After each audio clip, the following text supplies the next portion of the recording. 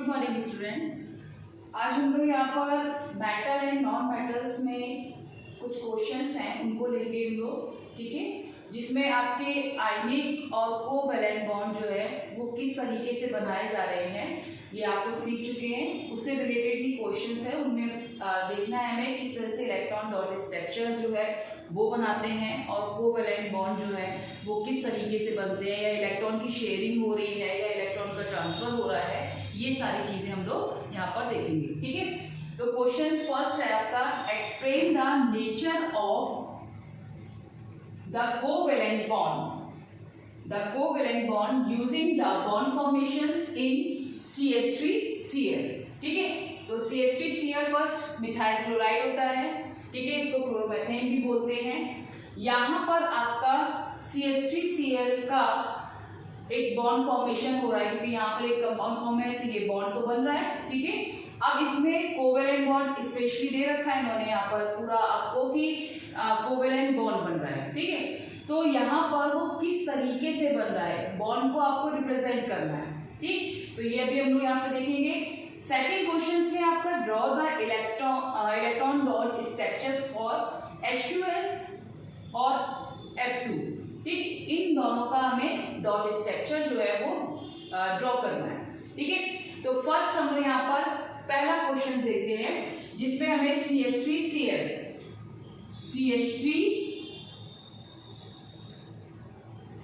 का स्ट्रक्चर जो है, ठीक है, उसका जो नेचर ऑफ कोवैलेंट बॉन्ड है उसको यूज करते हुए इसके बॉन्ड फॉर्मेशंस को हमें यहाँ पर दिखाना है, ठीक है। अब यहाँ पर देखिएगा कि कार्बन जो है उसका एटॉमिक नंबर जो है वो कितना होता है, 6 होता है, और उसके आउटर शेल में जो इलेक्ट्रॉन्स होते हैं वो कितने होते हैं, 4।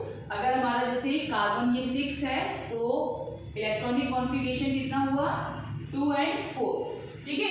तो आउटर शेल में इलेक्ट्रॉन्स कितने हुए इसके, 4, ठीक। यानी इसको अपना ऑक्टेट कंप्लीट करने के लिए 4 इलेक्ट्रॉन की जरूरत पड़ेगी, ठीक है।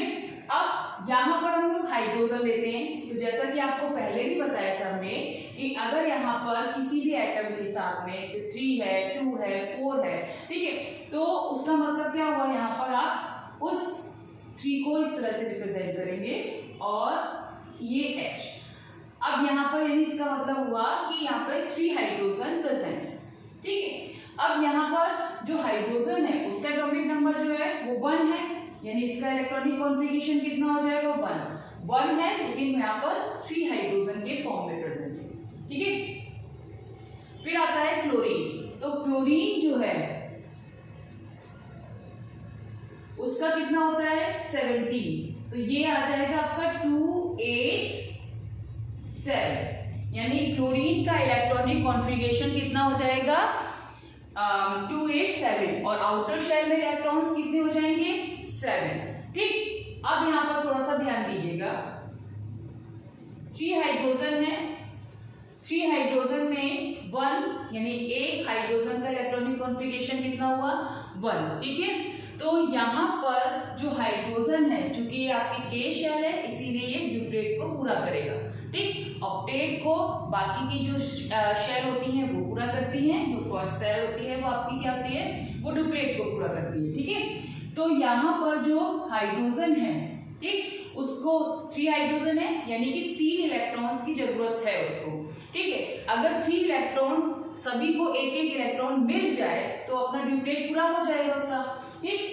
और ये जो क्लोरीन है इसको 1 इलेक्ट्रॉन्स की जरूरत है, थोड़ा सा ध्यान दीजिएगा इस पे, इसको क्या 1 इलेक्ट्रॉन की जरूरत है। अगर इसको 1 इलेक्ट्रॉन कहीं से मिल जाए तो क्या होगा, ये जो ये आपका क्लोरीन है उसका ऑक्टेट जो होगा वो कंप्लीट हो जाएगा, ठीक है। इसमें 7 इलेक्ट्रॉन्स है बाहर, ठीक।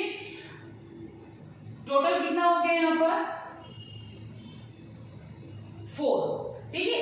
3 इलेक्ट्रॉन इसको चाहिए और 1 इलेक्ट्रॉन इसको चाहिए, ठीक है। अब ऐसे तो यहाँ पर ये कार्बन दिख रहा है, कार्बन की 4 इलेक्ट्रॉन है, 4 इलेक्ट्रॉन तो नहीं देगा पूरा, ठीक है।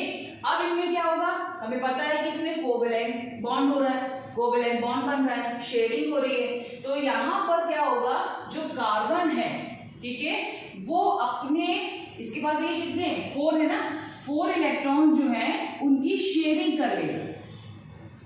ठीक है, जिससे क्या होगा, इसका भी काम चल जाएगा, इसके पास भी ऑक्टेट कंप्लीट हो जाएगा, और ये जो क्लोरीन और हाइड्रोजन को जितने जितने इलेक्ट्रॉन्स की जरूरत है वो उसके साथ में शेयरिंग करके वो भी अपने इलेक्ट्रॉन को शेयर करके उसका ऑक्टेट कंप्लीट करा देंगे, और कार्बन जो है वो वहां पर इनका भी शेयरिंग करके अपना ऑक्टेट कंप्लीट करेगा और इनका ऑक्टेट कंप्लीट करा देगा।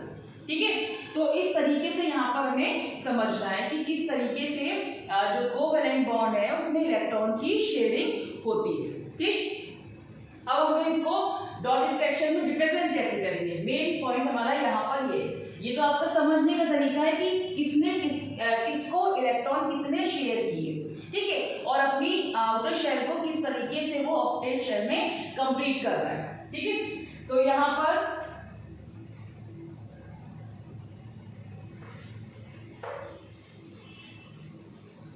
देखिए, फर्स्ट हम लोग यहाँ पर हाइड्रोजन को लिख लेते हैं, 3 हाइड्रोजन, इस पे कितना है 1 इलेक्ट्रॉन, तो यहाँ पर एक 1 डॉट बना दिया। ठीक है, इसके बाद प्लस, ओके, यहाँ कार्बन कितने हैं 1 2, चलिए इसको इस तरह से बना दे 1 2 3 4, आउटर शेल में कितने हैं 4 इलेक्ट्रॉन। ठीक है, इसमें कितने हैं 1, यहाँ पे कितना था 2 और 4, यहाँ पे जो इसका इलेक्ट्रॉनिक कॉन्फ़िगरेशन था वो 2 और 4 था। ठीक है, अब इसके बाद क्लोरीन, तो क्लोरीन में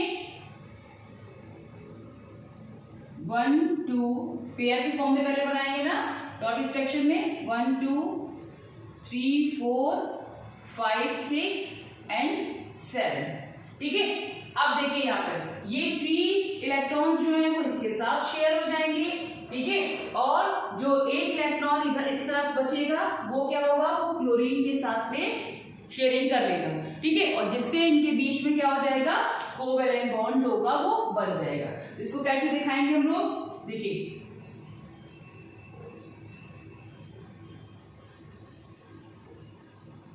ये आपका कार्बन, ये हाइड्रोजन ये एक हाइड्रोजन, ठीक है, एक ये हाइड्रोजन और यहाँ पर एक ये Cl, सभी के इलेक्ट्रॉन्स जो हैं वो हम बना देते हैं, ये हाइड्रोजन का, ये वाला हाइड्रोजन का, ये हाइड्रोजन का, और ये 7 बना दिए हमने क्लोरीन के। ठीक है, अब यहाँ पे देखिए ये अब कार्बन के बनाने में, तो ये एक कार्बन का, ये एक कार्बन का, यहाँ एक कार्बन का, 3 कार्बन के बन गए और एक कार्बन का ये बना।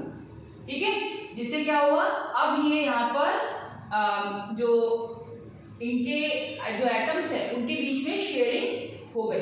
ठीक है, अब इसको और कैसे, इनके बीच में कितने कितने इलेक्ट्रॉन्स की हुई है ये भी देख लेते हैं। ठीक, अभी हमने बताया आपको यहाँ पे 3 हाइड्रोजन थे, हर हाइड्रोजन ने कार्बन के साथ में एक इलेक्ट्रॉन की शेयरिंग की। ठीक है, और जो क्लोरीन था उसने भी एक इलेक्ट्रॉन की शेयरिंग की, कार्बन ने भी इनके साथ में एक इलेक्ट्रॉन की शेयरिंग की।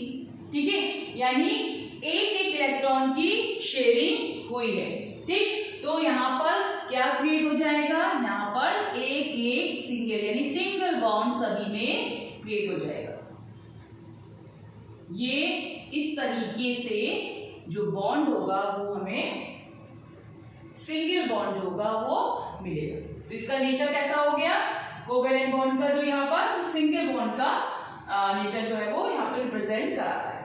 ठीक है, हो सकता है किसी ऐसे कंपाउंड में आपको मिल जाए कि एटम जो है वो 2 इलेक्ट्रॉन की शेयरिंग हो रही है जहां पर। ठीक है, क्योंकि आपको पता है कि कोवैलेंट बॉन्ड जो है वो 3 टाइप्स के हैं, single covalent bond, double covalent bond और ट्रिपल कोवैलेंट बॉन्ड। ठीक है, तो तीनों में किसी भी तरह की शेयरिंग हो सकती है, डिपेंड करता है कि वहां पर वो एटम कौन सा है और उसके आउटर शेल में इलेक्ट्रॉन्स कौन से कितने हैं। ठीक है, तो ये आपने यहाँ पर डॉट स्ट्रक्चर्स का देखा।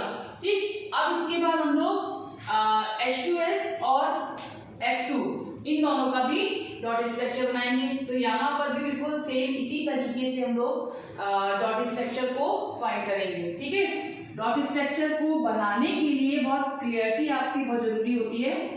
हर इलेक्ट्रॉन को रिप्रेजेंट बहुत अच्छे से कीजिए, साफ साफ उसको बनाइए, नहीं तो उसमें दिक्कत हो जाती है।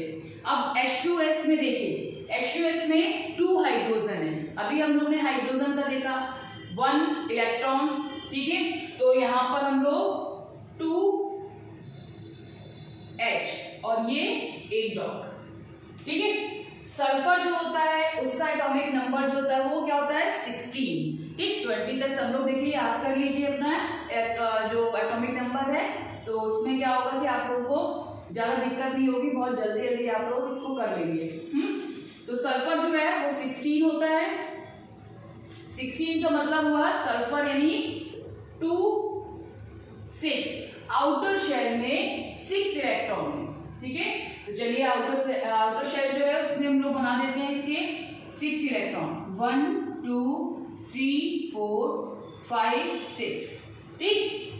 अब यहाँ पर देखिए इसको अपना ऑक्टेट तो कंप्लीट करेगा ना, बॉन्डिंग कर रहा है। ऑक्टेट कंप्लीट करने के लिए 2 इलेक्ट्रॉन्स की जरूरत है, ठीक है। और यहाँ जो हाइड्रोजन है ये 2 हाइड्रोजन है, यानी ये भी अपना डुप्लेट पूरा करेंगे तो इनको 1 इलेक्ट्रॉन की जरूरत पड़ेगी, यानी टोटल कितनी पड़ेगी 2 की, ठीक। 2 की इसको भी जरूरत है, 2 की हाइड्रोजन को भी जरूरत है। तो क्या होगा, यहाँ पे शेयरिंग हो जाएगी। यहाँ पर जो सल्फर है वो अपने 2 इलेक्ट्रॉन में से 1 इलेक्ट्रॉन एक हाइड्रोजन को और 1 इलेक्ट्रॉन दूसरे हाइड्रोजन को देकर से शेयरिंग कर लेगा, और वहां पर बॉन्ड जो होगा वो सिंगल बॉन्ड का क्रिएशन हो जाएगा, ठीक है। देखिए किस तरीके से,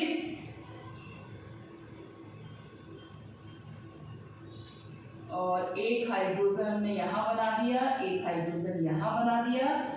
इस हाइड्रोजन का एक डॉट ये रहा इलेक्ट्रॉन, एक इसका ये रहा, डॉट के फॉर्म में प्रेजेंट कर रहे हैं क्योंकि स्पेशली बोल रहे हैं इलेक्ट्रॉन डॉट स्ट्रक्चर, ठीक है। फिर यहाँ पर सल्फर का 1 2 और ये 3 4 4 तो बन गए। एक इसके साथ हमने शेयर करा दिया, एक इसके साथ शेयर, ठीक है।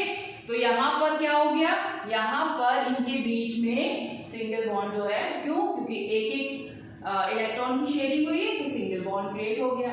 क्योंकि यहाँ पे हमें बॉन्ड का स्ट्रक्चर में बॉन्ड स्ट्रक्चर नहीं बोला है कि कौन सा बॉन्ड क्रिएट हो रहा है, डॉट स्ट्रक्चर है, तो केवल हमें यहाँ तक इतना ही देना है इसको, ठीक।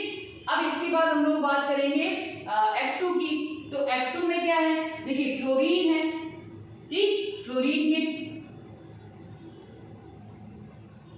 2F फॉर्म में है ना। अब यहाँ पर देखिए फ्लोरीन में कितना होता है, फ्लोरीन जो है उसका 9 होता है एटॉमिक नंबर, तो यहाँ पर 2 और 7 हो जाएगा। भाई फ्लोरीन है 9 है इसका 16 का, ये 9 हो गया, तो ये क्या हो जाएगा 2 और 7। आउटर शेल में कितने इलेक्ट्रॉन है 7। एक फ्लोरीन को कितना चाहिए, 1 इलेक्ट्रॉन कहीं से मिल जाए तो उसका काम बन जाएगा, ठीक है।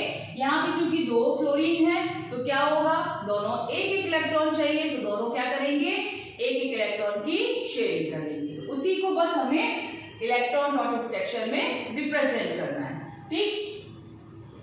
यहाँ पर 1 2 3 4 5 6 और ये 7, ठीक है। अब इसको आप इस तरीके से 2F का है तो F बना दीजिए, और 1 2 3 4 5 6 ये 7, और इसका 1 2 3 4 5 6 और इसी का ये 7, ठीक है। तो इस तरीके से इनके बीच में क्या हो गया, एक सिंगल बॉन्ड जो है वो फ्लोरीन के बीच में सिंगल बॉन्ड जो है वो क्रिएट हो गया, ठीक है। आप इसको जैसे सर्किल वगैरह है उसमें भी आप स्ट्रक्चर जो है वो बनाएंगे, तो लेकिन जब अगर डॉट स्ट्रक्चर दिया है तो आपको डॉट के फॉर्म में ही वहाँ पे रिप्रेजेंट करते हुए बनाना, ठीक है।